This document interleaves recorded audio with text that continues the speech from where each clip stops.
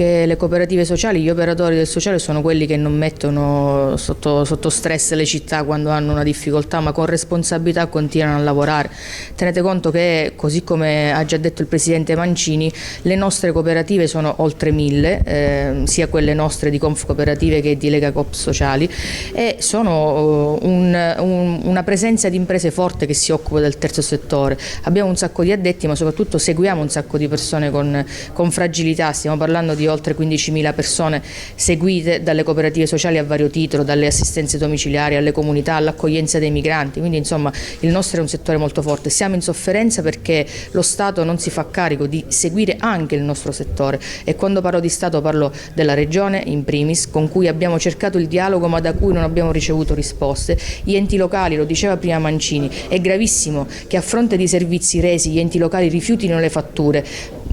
come se fossero dei debiti che non sono da loro contratti. Così non è.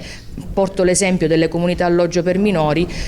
stiamo parlando di ritardi di pagamento di oltre 14 mesi, cioè ad oggi le comunità alloggio hanno ricevuto le rette del mese di settembre 2014, non riescono più ad anticipare le fatture, quindi ad accedere al credito in banca, perché i comuni non riconoscono i debiti, in quanto essendo debiti che considerano fuori bilancio perché sono in dissesto non vengono riconosciuti. Con la nuova procedura della fatturazione elettronica, se il debito non viene riconosciuto dall'ente a cui è stato inviato, a cui la fattura è stata inviata, automaticamente non è più un debito